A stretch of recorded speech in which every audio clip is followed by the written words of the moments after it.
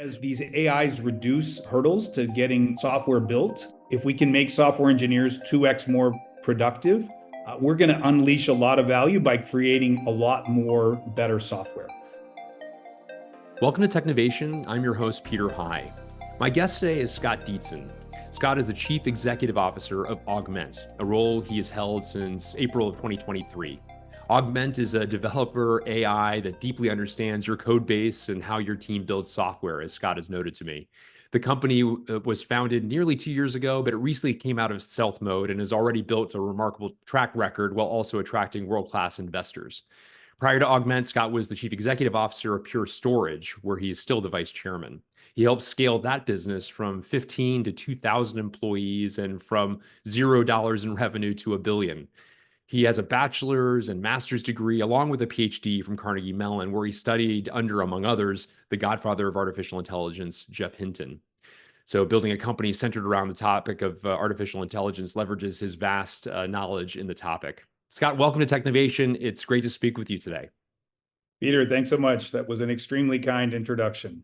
Gratified to be here. It's a pleasure to speak with somebody who has a bio like that. Scott, why don't we begin with a more general question before we dive into the details of what's occupying your time day in, day out these days, your company. Talk a bit about the state of play in software as somebody who's been a software executive in multiple settings, and why does it need AI's help from your perspective? I used to love to program back when I got to spend my time hands-on. And when I joined my first startup, I thought, boy, this is going to be great to be programming with a bunch of other really smart people as opposed to doing work by myself, which is what I'd done in university. And I was broadly disappointed. Software engineering turns out to be hard. And the software that comes out of it, despite the fact that we invest $1 trillion a year globally in software engineering salaries, most people tend to be dissatisfied with their software. Too hard to use, it's missing features, may not be secure, or it's fragile. Software outages or failures caused the US economy something like $2.5 trillion a couple of years ago, I think was the most recent data. And that's a really painful thing to absorb. The feeling is we need to make software engineering and AI better. Software engineers suffer because the code quality is uneven. They're very large repositories with lots of interdependencies, and you try to make changes and then you get interrupted. You lose the context of what you're doing, and then you try to swap back in. It becomes a very tedious, repetitive, painful job. So when large language models emerged, this software pain that I'd been feeling so keenly across 4 other startups, I felt we had a chance to do better. I think we can literally deliver a 2 to 3x in productivity for software engineers and reduce a whole bunch of the backlog of features in software quality, making the world a lot more successful, because I think software holds us back. Broken software can't eat the world, in the words of Mark Andreessen. Well, that's a great launching point then for a discussion on Augment's business itself. Talk a bit about the business you now run and how it is taking the thesis that you've just described and putting it into action. Yeah, so when the first coding AIs emerged a couple of years ago, I was excited but disappointed at the same time. They had potential, but they lacked 2 really central things. And this is still true today, that they don't understand your code base. So the AIs that you get from our competitors come in like a new college graduate, understand programming languages, algorithms, but they don't know what you're building. They don't know how your software is put together, how it works, what your architecture is, your best practices, your security policies. I mean, all of that work between being a new hire onto a team and becoming an expert is missing from those AIs. And we felt we could deliver an AI that was expert in your code base, mining so much of the knowledge that goes into crafting that software. Second, the current slate of coding AIs treat everyone who's working as an individual, like they're working by themselves, the only one in the repository. Software engineering is almost universally a team practice where engineers need to work together in order to accomplish their goals. So if you can do a much better job of helping orchestrate work, helping onboard new hires to the team, helping pass information back and forth to make everybody better, then the AI is vastly more effective. Yeah, really interesting. Let me, at this point, as our viewers and listeners will probably have a picture in their head as to the tools they might be using today and how this might compare, why don't we address the elephant in the room head on, which is you've chosen a formidable competitor in Microsoft. There are a lot of people who would be listening to this who are probably Copilot users and probably got that way because they're more they're involved and enmeshed in the Microsoft ecosystem, more broadly speaking. So I would love to have you talk a bit about taking on Microsoft and its natural advantages and what you see you've begun to articulate. And I just ask you to dive a little bit further into what you see as some of the differentiating factors between solutions that many of our listeners, viewers would know quite well and what you've put together. Yep, makes sense. So if you do endeavor to compete with Microsoft, you want to pick your fight, right? And so we're very happy to leverage the large majority of the Microsoft ecosystem, right? We work with VS Code, their primary development environment. We're integrated into GitHub, so we can support all of the GitHub services and the repository and so on. We do compete directly with GitHub Copilot, so that is the area that we are striving to innovate. They made this decision early on to outsource their AI to OpenAI. The GitHub team builds the tool and OpenAI builds the models, but that level of integration constrains some of the things that they can do in terms of delivering this deep knowledge of customer code, which is the area that we've excelled at. I think those architectural limitations, I would expect Microsoft to make changes over time. I don't have any inside knowledge here, but I think they're going to be trying to do their own models and bringing more AI expertise in-house as we go forward. While they're doing that work to catch up to our designs, we need to push the envelope much further. And this is where Augment is in a really good position. We've been able to attract AI talent from companies like Google, from Meta, from NVIDIA. And then we've also got really fantastic cloud capabilities with alumni from Databricks, Snowflake, and so on. And so that level of collaboration between great cloud, great AI research, and great front end engineering and design all in one company lets us do things that the other players are not able to do. One of our investors who had done due diligence said we had more AI expertise than all the other startups in the space combined. And being able to have everyone on one team lets us do things that others aren't capable of. Very interesting. Can you talk about other advantages? I mean, again, to the before your response here, before getting to know you, frankly, before this conversation, and certainly for the uninitiated, it would seem that by having some of the deepest pockets of all, that these major behemoths would have tremendous advantages over a startup. Can you talk a bit about, you mentioned the remarkable diversity of talent you've been able to bring in from people who've worked at companies that know what good looks like, know where you're headed in terms of maturing the organization. What other advantages are there in being a startup relative to a behemoth that you are using to your advantage? Yeah, I mean, I just love the David versus Goliath story, right? Tech is the perfect platform for, a group of incredibly bright, talented individuals to be able to take on larger companies. I joke, but it's not really a joke that I lower the average IQ of the place every time I walk in the morning. Startups can bring together such deep thinkers from, a whole bunch of different disciplines, and then it's kind of only deeply smart, talented people working together, and it lets you do things that others don't pull off. We have ordered 225 customers using the product. Most of them were former Copilot users. So because of Copilot's early success, most of our business is in showing Copilot users how much better a coding AI can be when it understands your code base. One of our lead architects at Webflow, one of our public reference customers, was astounded. He had to spend a lot of his time onboarding new hires. And when some of these new hires came and asked him questions, he decided to try Augment out since he'd recently embraced it. And it turned out Augment could answer these questions that up until now, only he and a couple of his senior leads had been able to answer on the code base. All of a sudden, onboarding, became available 7 by 24 and didn't require interrupting senior architects. And that's kind of the first experience people have with Augment when they set it up. We summarize what we see in their repository. And it's a great way, if you're not familiar with a code base, to reorient yourself, or in my case, even remember code that I'd written but didn't understand how it worked. The AI is always there helping fill in the gaps. And what do you see as if 2023 was a period of great experimentation for so many people to whom AI generally and generative AI was new? Gen AI by definition was relatively new, especially in an enterprise setting at that point. But certainly also a great number of non-technologists were becoming immersed in this, which made it that much more of a comprehensive set of demands for this and interest and curiosity and worry. We'll get into some of that perhaps later in the conversation.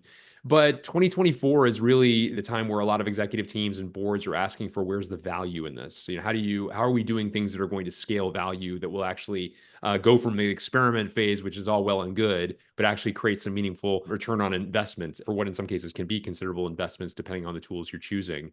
What are your perspectives on ROI that technology executives and enterprises, more generally speaking, ought to expect out of tools like yours and beyond? Yeah, I mean, it's a very fair question that we are getting frequently. I think for most of the customers, software engineers are a very high value employee on average. And so if they love a product, management is inclined to extend it to them just to keep them happy because they're so important to businesses.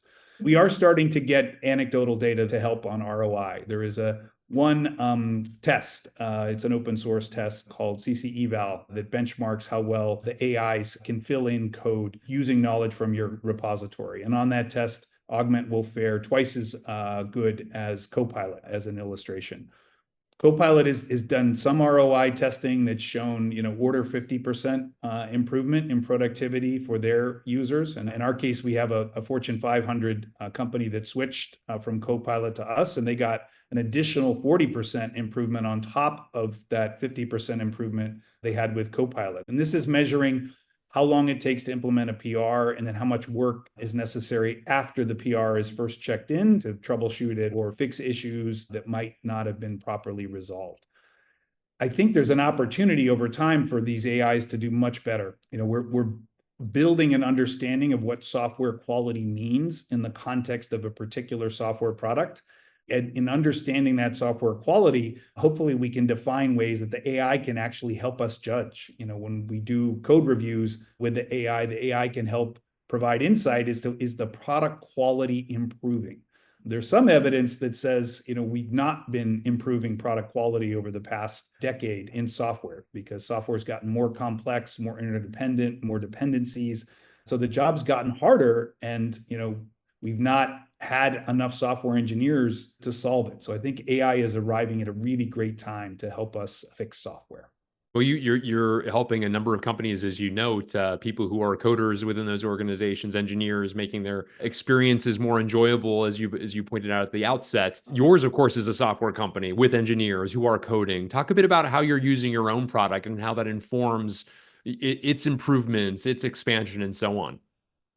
It's definitely an advantage for a startup to have the vast majority of your employees all be your target customer, right? So that we're using our product literally every day. And one of the challenges with system software is when you get a surprise, it's always bad news, right? There's no good news surprises in software until you add AI into the mix. And so we have this now, at least an epiphany or two a week, where the AI does something, is capable of helping in some way that we weren't quite prepared for it to be able to do.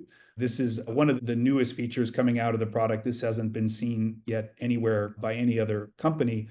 In a complex code base, if you make a local change, it potentially has ramifications broadly inside the code base. So if you add a field to a data structure, for example, if that data structure is persisted into a data store and then read back in, you've got to be able to modify all of the operations, got to change the database schema, modify the reads and the writes. If that parameter is included in scripts or APIs, you've got to change that.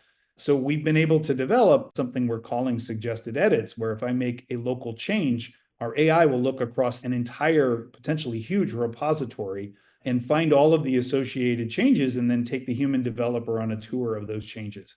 I remember how painful it was to try to keep context in my head of like needing to update 20 different places in the code across 15 different files and knowing where I was and then getting interrupted, somebody asking me a question and then trying to recover which part of the work I'd gotten done and hadn't gotten done yet. The AIs turn out to be really good at helping us make these incremental improvements and reduce the cognitive load. So humans are left to think more creatively about where the software needs to go and not have to grind through these painful changes. And so much of what we're talking about, of course, is the collaboration between artificial intelligence and humans, so technology and the human collaboration, and the extent to which the former is taking on greater levels of responsibility and doing so with greater levels of quality. How does it change the nature of the work that's done by the people? On the one hand, you've already begun to articulate quite nicely that the elevation of the work that's done by people, not unlike when a calculator came out, all of a sudden the nature of how one did math could be sped up and then on, and we can go through a series of tools that had the human interacting with the activity at a higher plane as a result of the technology that had been invented.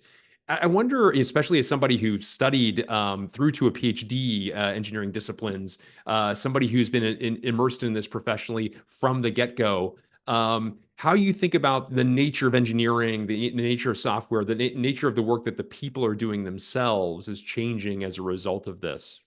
It's a great question. We named the company Augment because, our mission is to supplement human intelligence with machine intelligence because we think they're both good at different things. You think about the life cycle of software. Is that software running in a private data center, in the public cloud? Is it using which kind of data model is it using? Is it organized as microservices or not? Is it delivering the right kind of user interface for its users? Is it touching, the right systems at partners or internal systems?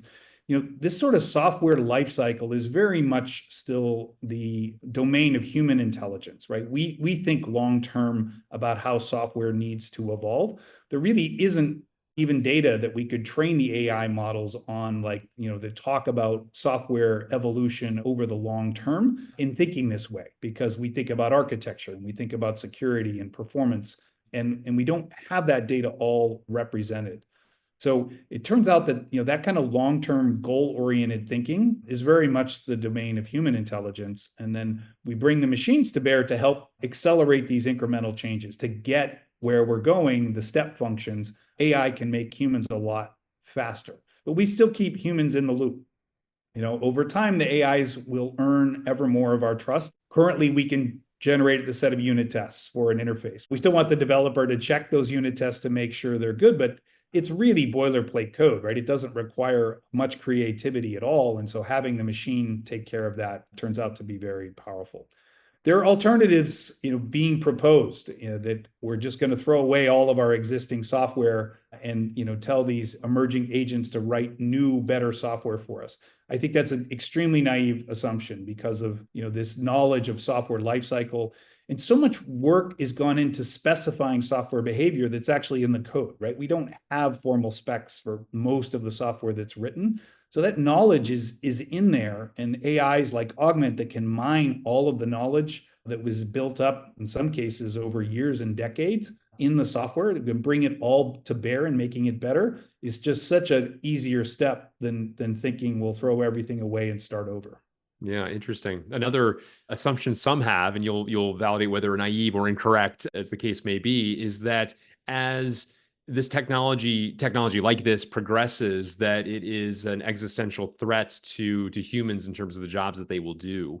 And I wonder where you are on the continuum from optimist to pessimist relative to what this will mean in terms of people losing jobs or gaining jobs or doing different jobs as the case may be. So I do think this is very disruptive technology. And, if I could get my kids interested in software, they want to do other things, I would tell them that there's a great career ahead in software development. I think as these AIs reduce hurdles to getting software built, if we can make software engineers 2x more productive, we're going to unleash a lot of value by creating a lot more better software. I don't think most businesses are going to downsize their software efforts because there's such a backlog in need. If you look at almost any piece of commercial software, there's a long list of desires for that software. 85% of production software today doesn't run on public cloud, doesn't run on mobile devices. It's on some sort of arguably legacy platform. There's an opportunity to bring that software onto new platforms to vastly reduce the cost of maintaining that software, to add new features that have been missing and holding people back, to create integrations with business partners that don't exist today. So I just see so much potential for unlocking economic value with more and better software that I think we'll find so many creative ways to deploy humans when we can get much greater return. Now, someday, we may get to a world of super intelligence. I do think that will come. I think that is much more disruptive than today's AI technologies. Today's AI technologies really complement rather than replace human intelligence, at least in intellectual work where they're being brought to bear. So I think I'm very optimistic about the near term. And then peering further out, I'm not smart enough to know what happens in a world with super intelligence. Mm. You noted earlier that the behemoths will inevitably pivot in the direction that you're pointing, which requires that you continue to innovate ahead of them. I'm paraphrasing what you noted, Scott. And I wonder, as you think about that challenge, which I'm sure also is the spice of life for somebody who is oriented as you are, what's the process? What are the methods that you use to identify the next hill to take, the next logical set of bells and whistles to add what you've already put in place? How do you do that? It's definitely an art. One of the nice things about storage, which was the most recent startup before Augment, was it was very obvious what to do, in terms of roadmap. Storage is a relatively simple interface, read and write. And so you've got basic things like data reduction and high availability snapshots, replication. But we knew the opportunity to improve the lot of software engineers is a much richer space of areas that we can go. We have customers wanting us to do more around testing than just simply crank out a unit tests. There's troubleshooting and root cause analysis. There's being able to orchestrate a broader, team's multiple changes to make sure that you don't do things like break a build by improperly interleaving different changes together. There's migrations across databases, programming languages, cloud platforms. There's application integration. There's reinvigorating legacy applications. And these are all areas that we think AI is going to have a profound impact. And the opportunity is to pick both some really rich things like this suggested edit feature that I mentioned earlier. No one's done this before. And you want to take some moonshots along the way to show how much better the world can be with an AI that's fully capable of being an expert in your code base along with you. But you also want to make sure you're getting some incremental changes together that help customers and make your product better. I mean, it's the velocity of innovation that ultimately is going to pick the winners and losers in this space. It's an extremely discerning audience. They know good when they see it. And so if we can keep our pace of innovation high, I think there is no question we will be hugely successful. As someone who has reason to be in touch with so many different companies and tech teams within those companies, what are some of the differentiating factors you found is for those that have been most successful? Are there organizational elements, cultural elements, skill sets, ecosystems you're curating? What are some of the factors that come to mind from your perspective that you think are most important determinants of success versus those that are not experiencing it? Startups, of course, are very different. Org charts don't really matter very much in a startup. It's all about getting the right talent in place with the right work ethic and culture. Right? You need a culture where ideally a lot of in-person time. There are people that have built successful businesses not spending a lot of face time with each other. I've never been successful at that. I think building culture in particular, tight collaboration, and the kind of innovation that can come out of a high bandwidth communication when everybody's in the same office, I think makes a big difference. And people need to be really smart, but they also need to have a sense of ownership and be ready to work hard. One of the sayings I use with recruiting is if you don't like politics, don't work at a big company. But if you don't like work, don't work at a startup, because it's a very intense environment that you go through early on. But then as the business scales, I mean, the critical thing is the right balance. We're very heavy investing in engineering now. But then there comes a time where you shift and you start investing more in go-to-market in order to scale, because you've got the proof points that you can go in and win. And so we're just now seeing that, with 200 odd users using the product and this colossally huge market. I think it'll be time for us to step on the gas. I will say I love the early stage. I love finding that initial product market fit, identifying customers that you can help serve better than the alternatives out in the market, and then seeing them light up as they're successful. But the demands on a CEO are very different. My job is a lot of recruiting these days and a lot of product issues. As the business scales, you start having to worry a lot more about troubleshooting the organization and operational excellence as opposed to product excellence. At least in the case of Pure, I felt we got to this point, we needed somebody who was a much better operator at scale than I was. And I think that's been proven out in the marketplace. And my successor, Charlie Giancarlo, who had been CTO at Cisco, has just done a fabulous job of continuing to scale that business. And he'd run a 30,000 person organization before, and that's way out of my depth. Well, let's stick with your time at Pure Storage a little longer, as I ask you at least to reflect on what aspects of that experience have informed your experience as a leader now with Augment. You joined that organization when it was also relatively small, as I mentioned in the intro, and scaled it to a remarkable size. Surely, of course, the aspiration you currently have as well. What do you draw from that experience, and what does having done it before, granted, different company, different culture, different solution, different value proposition, but what are some of the things, what are the weapons now at your disposal, so to say, that you're employing? Yeah, so I think first of all, you build a level of confidence in yourself. I'd been a CTO, but Pure Storage was the first time I'd been a CEO. So I'd had conviction around my ability to help shape strategy, working collaboratively with a broad team. I think over your career, you get ever more courage in your convictions. And that's really essential to be able to make calls, make decisions, and try to move the business quickly. I think a lot of startups will get stalled because they don't make decisions fast enough. They're trying to wait for too much information. So it's really crucial to do that. The thing I loved about Pure too was it was the first chance as a CEO job. I really got to help work a lot on culture.